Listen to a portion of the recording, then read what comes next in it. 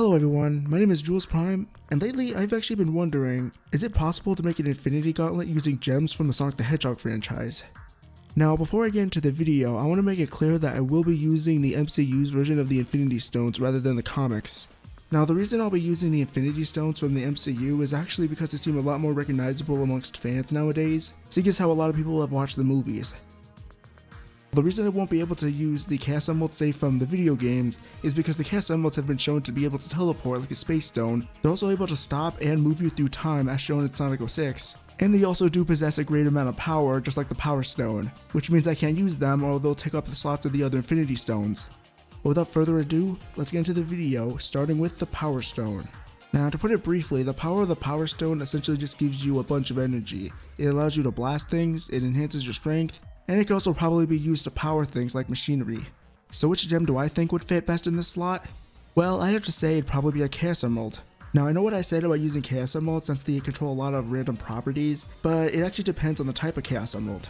You see, the power of Chaos Emeralds actually changes from continuity to continuity, so I actually think I am able to use the Sonic Underground version of a Chaos Emerald due to how limited it is. The Sonic Underground Emerald doesn't show any abilities to teleport or travel through time, yet it does show the power to destroy and actually be used as an energy source. If I were to say there was any flaw with this, I would say that it can actually make things float as stated by Knuckles, but I'd say it's actually the closest thing we have to an actual Power Stone. Now next we have the Space Stone. Now with the ability of the Space Stone, you're actually able to control space, meaning you're able to open up wormholes that can teleport you anywhere.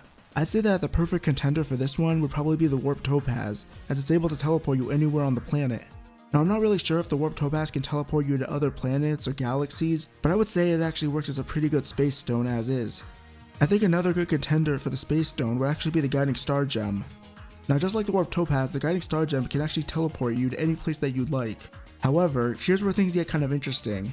You see, you can actually use an Infinity Stone to enhance another's power. And in the comics, they actually combine the power of the Guiding Star Gem with the Chaos Emerald. This seemingly enhances the power to actually allow them to teleport to other planets. So taking into consideration that we already have a Chaos Emerald inside the Gauntlet, you could say that you can combine its power with the Guiding Star Gem to teleport you anywhere in the universe. So up next we have the Reality Stone, which put simply, it has the power to control reality. It allows you to do anything that wouldn't normally be possible. Now I think it goes without saying that the Phantom Ruby is an obvious choice here, seeing as how it also has the ability to warp reality. Just like in the MCU, the Phantom Ruby actually has the ability to warp reality all around you. This is actually shown when both Eggman and Infinite first came into contact with the gem. So with it having so much similarities to the actual Reality Stone, it seems like a clear-cut choice. So let's move on to our next stone, being the Soul Stone. To put it simply, the power of the Soul Stone allows you to steal souls, control, and manipulate them. It should also be worth noting that unlike the other Infinity Stones, this one actually does require a sacrifice in order for you to obtain it. I'd say the closest thing we have in the Sonic world to a Soul Stone is probably the Chaos Emerald of Life. Now the thing that makes this stone stand out is that in Adventures of Sonic the Hedgehog, each Chaos Emerald actually has its own distinct abilities. Just like the Soul Stone, it actually needs a sacrifice in order for you to obtain it. So it turns out that the Chaos Emerald of Life actually compares to the Soul Stone pretty decently so far. However, here's where an argument will have to be made. You see, the Chaos Emerald of Life doesn't necessarily have the ability to steal or control other people's souls. However, since the Chaos Emerald can only create life, it's only able to control the souls of those it creates. That means that this Chaos Emerald has no effect on those who are already alive. However, I would say that putting that aside, this is still the closest we have to a Soul Stone in the Sonic world, so I'd say it counts. Now it's time to move on to the Time Stone. The powers of the Time Stone actually allow you to rewind time, they allow you to speed up time, they allow you to look into the past and also look into the future. Also, the user of the Time Stone could put someone in an infinite loop.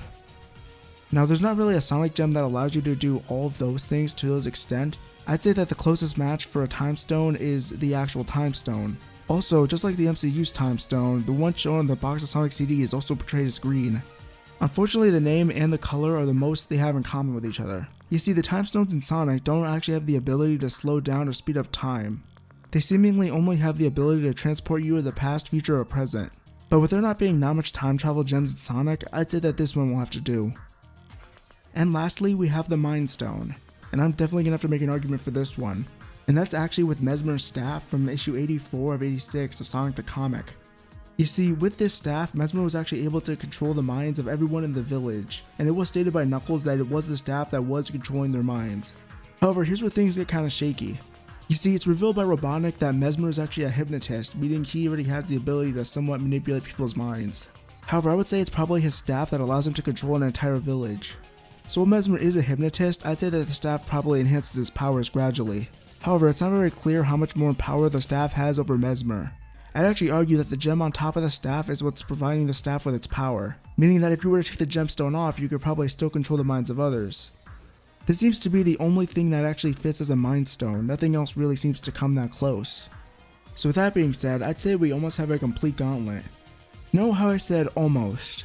You see, while we did fulfill all 6 stones, there's still the case of the gauntlet itself, as the Infinity Gauntlet doesn't actually exist in the Sonic world.